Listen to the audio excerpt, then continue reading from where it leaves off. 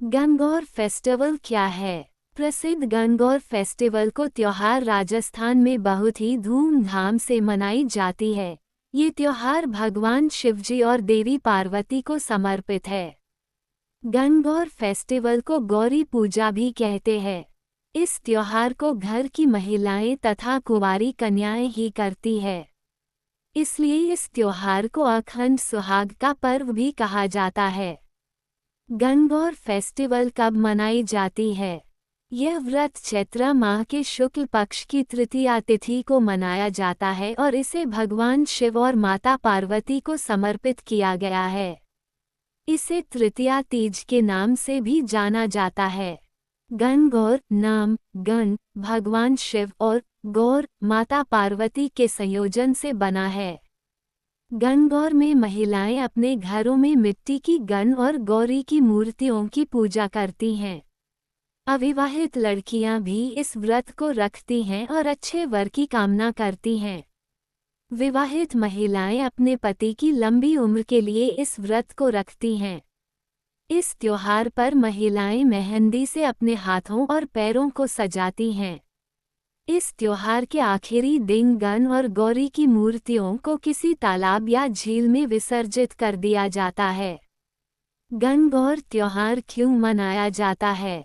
गणगौर त्योहार भगवान शिव और माता पार्वती के मिलन का जश्न मनाने के लिए मनाया जाता है। ये त्योहार वैवाहिक सुख का प्रतीक है। गणगौर राजस्थान का एक प्रमुख त्योहार है। इसे गौरी तृतीया के नाम से भी जाना जाता है। मान्यता है कि इस दिन देवी पार्वती ने अपनी उंगली से रक्त निकालकर महिलाओं को सुहाग बांटा था। महिलाएं इस दिन भगवान शिव और माता पार्वती की मिट्टी की मूर्तियां बनाकर उनकी पूजा करती हैं। मान्यता है कि इस व्रत को करने से महिलाओं को अखंड सौभाग्य की प्राप्ति होती है। आधारित पौराणिक कहानी। एक समय की बात है, भगवान शिव और देवी पार्वती नारद मुनि के साथ पृथ्वी भ्रमण पर आए। उस दिन संयोग से चैत्र मास की शुक्ल पक्ष की तृतीया तिथि थी। इस तिथि को गौरी तृतीया के नाम से भी जाना जाता है। जब ग्राम वासियों को पता लगा कि भगवान शिव देवी पार्वती के साथ गांव में पधारे हैं तो गांव की निर्धन महिलाओं के पास जो जल फूल और फल उपलब्ध था लेकर भगवान शिव और देवी पार्वती की सेवा में पहुँचे। देवी पार्वती और भगवान शंकर उन निर्धन महिलाओं की सेवा और भक्ति भाव से आनंदित हुए। देवी पार्वती ने उस समय अपने हाथों में जल लेकर उन निर्धन महिलाओं पर सुहाग रस छिड़क दिया। देवी पार्वती ने उन निर्धन महिलाओं से कहा कि तुम सभी का सुहाग अटल रहेगा। उन निर्धन महिलाओं के जाने के बाद उस गांव की धनी महिलाओं की टोली हाथों में विभिन्न प्रकार के पकवान सजाकर शिव पार्वती की सेवा में आई। देवी पार्वती की ओर देखकर भगवान शिव ने कहा कि तुमने तो सारा सुहाग रस निर्धन महिलाओं में बांट दिया है, अब इन्हें क्या दोगी? देवी पार्वती ने तब भगवान शंकर की ओर देखकर कहा कि उन निर्धन महिलाओं को मैंने ऊपरी सुहाग रस दिया है। इन धनी महिलाओं को मैं अपने समान सौभाग्य का आशीर्वाद दूंगी। इसके बाद देवी पार्वती ने अपनी एक उंगली को काटकर उससे निकलने वाले रक्त को सभी धनी महिलाओं के ऊपर छिड़क दिया।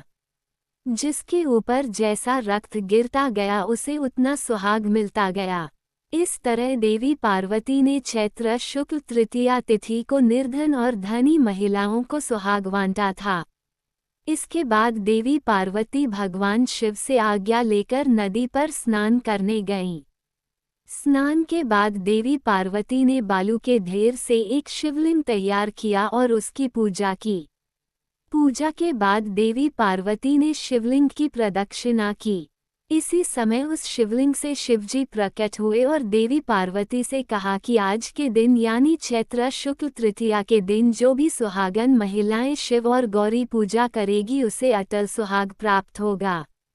इधर शिवजी की पूजा करते हुए देवी पार्वती को काफी समय हो गया तो वह लौटकर वहां आए जहां पर शिवजी विराजमान थे। देवी पार्वती से भगवान भोलेनाथ ने पूछा कि काफी समय लग गया आने में। देवी पार्वती ने इस पर यह कह दिया कि उन्हें नदी के तट पर भाई और भावज मिल गए थे। उन्होंने दूध भात खिलाया। भगवान शिवजी समझ गए कि देवी पार्वती उन्हें बहला रही हैं।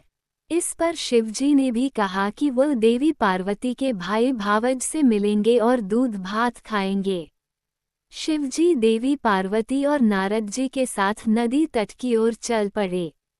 देवी पार्वती ने मन ही मन भगवान भोलेनाथ से प्रार्थना की, हे शिवशंकर, मेरी बात का लाज रखना। जब भगवान शिव नदी तट पर पहुँचे तो वहां उन्हें एक महल दिखा। उसमें देवी पार्वती के भाई और भावज थे। कुछ समय तक शिव और पार्वती उस भवन में रहे। फिर देवी पार्वती ने भगवान शिव से कैलाश चलने की जिद की, लेकिन शिवजी जाना नहीं चाह रहे थे तो देवी पार्वती अकेले ही वहां से विदा हो गई। इस पर भगवान शिव को भी देवी पार्वती के साथ जाना पड़ा। अचानक से भगवान शिव ने कहा कि उनकी तो माला वहीं भवन में रह गई है। नारद जी को शिवजी ने माला लेने के लिए भेजा। नारद जी जब नदी तट पर पहुँचे तो वहां न तो भवन था न देवी पार्वती के भाई भावज थे। उन्हें एक पेड़ पर भगवान शिव का माला लटका मिला। नारद जी माला लेकर शिवजी के पास गए और माला देकर बोले, प्रभु ये कैसी माया है, जब मैं माला लेने गया तो वहां पर भवन नहीं था, बस जंगल ही जंगल था। एक पेड़ पर माला लटका मिला। इस पर शिव पार्वती मुस्कुराए और बोले कि यह सब तो देवी पार्वती की माया थी। इस पर देवी पार्वती ने कहा कि यह मेरी नहीं, भोलेनाथ की माया थी। नारद जी ने कहा कि आप दोनों की माया आप दोनों ही जाने।